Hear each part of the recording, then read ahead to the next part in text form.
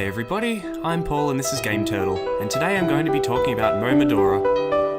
Momodora 3 is a game I came across on Steam one day, and I was immediately drawn in by its wonderful art style. As I looked into the game, I discovered that Momodora is an ongoing series of indie platformers on the PC. Over the last several years, 3 different games have been released, and have been developed primarily by one guy. I picked up the game, promptly beat it, then went off to find the previous 2 in the series. For the purposes of this video, I'm going to review all 3 in chronological order.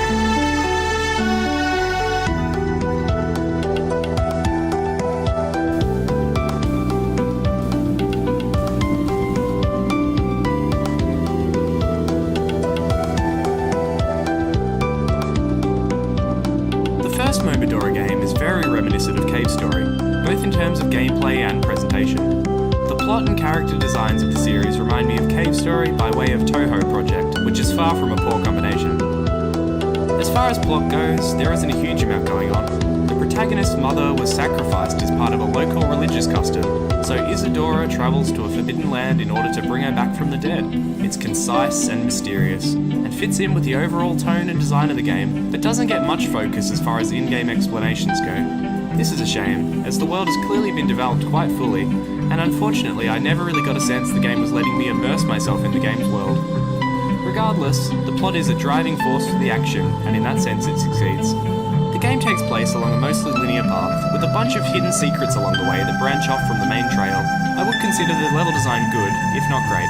There's room for improvement, but the different areas vary and offer their own challenges and obstacles. The levels do have a very similar visual design to those of Cave Story 2, with large blocks separated by curved slopes. Even the sprite work has a Cave Story vibe to it. Momodora 1 features some impressively tight controls. Isadora moves smoothly and the jump mechanics work well. As the game goes on, Isadora amasses an interesting assortment of weaponry, from the standard SMG and shotgun variants to guided missiles and her original slashing leaf weapon. The gameplay itself has a definite Cave Story vibe, but it brings its own spin on the action.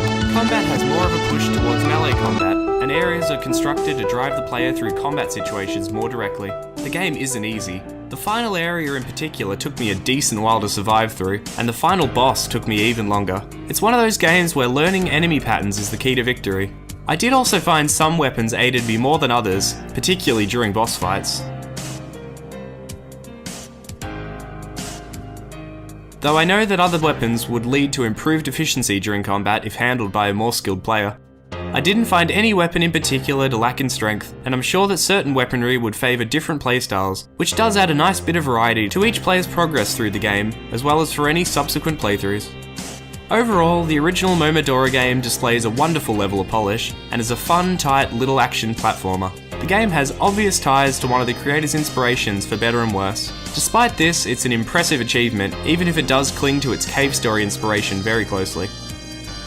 Momodora 1 is very good and has a lot of charm, but everything that's done well was improved upon in the sequel, Momodora 2.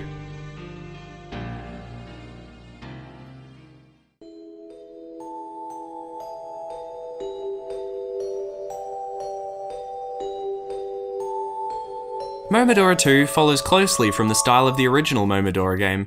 It still plays very similarly, but this sequel has more of a focus on explorational gameplay rather than a simple linear progression. In order to complete the game, the player must locate a number of objects throughout the expansive cave network of the game, which bolster the new protagonist Momo and allow her to reach the final confrontation.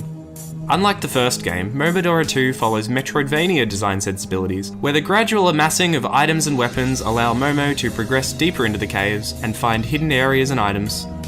The plot of the second Momodora game follows a tale of the new protagonist Momo as she sets out to banish the evil residing in the area near her village. Once again, the plot primarily serves as a character motivation and is rarely elaborated on during the game itself. However, unlike the original, more focus is put on characters that the player can meet throughout the journey. Momodora 2 is a much more open game than its predecessor. There are a number of branching paths throughout the vast cave network. Despite this, the environment is densely packed and I never had any difficulty finding my next objective. The map was compact enough that I could recall where to go when I gained a new ability, and so despite the fact that the area was more open, it still felt very skillfully laid out. 4 statues are spread across the map, and Momo must be blessed by each before she is able to reach the final area. The player gets taught how to interact with these statues through observation. In what is likely the first statue the player will come across, there's a girl crouching beside it. If the player goes to join the girl in crouching beside the statue, Momo gains the blessing of it. It's a great example of environmental tutorial prompt. I've always been a fan of in-universe explanations of player necessities. To save the game in Momodora 2, you have to ring one of the blessing bells spread throughout the map. Whereas most games have a nondescript glowing area to save, or save access via menu, in Momodora 2 the character prays to the gods to restore their progress if they fail, which fits in well with this game world. There's a classic Zelda-style tennis energy ball battle at one point too, which I always enjoy. Combat has a lot of polish, and the game increases in mechanical complexity as progress is made. Abilities such as a boost move allow the player even greater control around obstacles and enemies. Overall, the gameplay is even smoother than the original, and the added movement options lend a lot to the experience. It also helps that the game looks and sounds wonderful. Sprite work is even nicer than in Momodora 1, and the music is catchy and fits in brilliantly with the gameplay. The accompanying sound design is chunky and exciting. Where Momodora 1 felt like an experiment in that style of game design, Momodora 2 hones what worked in the original and offers plenty of alternative design decisions and alterations to make the game into a richer experience than before. Momodora 2 is an excellent game, and then came along Momodora 3. Where number 2 saw the polishing and stripping back of unnecessary design elements into a more focused sequel, 3 takes that groundwork even further. Momodora 3 returns to a more linear map design of the original, but brings with it combat which feels the best of the series yet, and elevates the visual and sound design to a brilliant peak. The environments are richly colourful, and the thick, chunky pixel aesthetic looks the best it ever has. The game's backgrounds are beautiful, and the game's animation is wonderfully characterful. I'm a huge fan of the game's cutesy aesthetic. The game takes place 2 years after the events of Momodora 2, and players take on the role of either of the previous protagonists, Momo Raynal or Isadora Doralina. The two girls have been tasked with investigating the strange paranormal goings-on near the village of Koho. As far as gameplay is concerned, it's more or less the same as 2. Action platforming with tight controls and weapon and item variety. The bosses are the most interesting they've been yet mechanically, and each has their own unique attack patterns. Momodora 3 might be the shortest game in the series yet, but it's quality from start to finish. The game also has a few extra achievements to strive towards, some of which even affect the narrative. Momodora 3 has an exceptionally cute art style. The sound design is pleasant and the music is enchanting. I actually stopped playing in a few areas to enjoy the soundtrack.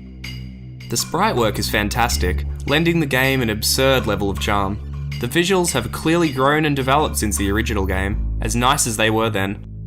The richness of the colour palette in Momodora 3 plays a large role in that, I think. In the original, the largest section of the game has a palette of reds and greys, whereas the final section in Momodora 3 has a beautiful white and pale blue background, that contrasts with the dark greys of the foreground. Parallax scrolling is used to great effect too. The visual design of the environments themselves has developed since the original. In the original, perfect square blocks would be dotted across the landscape, but in Momodora 3, and to a lesser extent too, the environmental designs mask the grid-based nature of the areas far better. Momodora 3 reflects the skill and talent that can come with time and experience. Each Momodora game has been greater than the last, even considering its strong first game. It's a series encapsulating the indie scene, showing off the talents of a single developer and a small group of helpers. Each game served as a refinement of the last, and each feels like the developer experimenting with different ideas. The first 2 games are free on the developer's website, so I definitely recommend them. The 4th game is set to release in the coming months, and the game's been supported via Patreon with frequent updates and beta builds available to backers.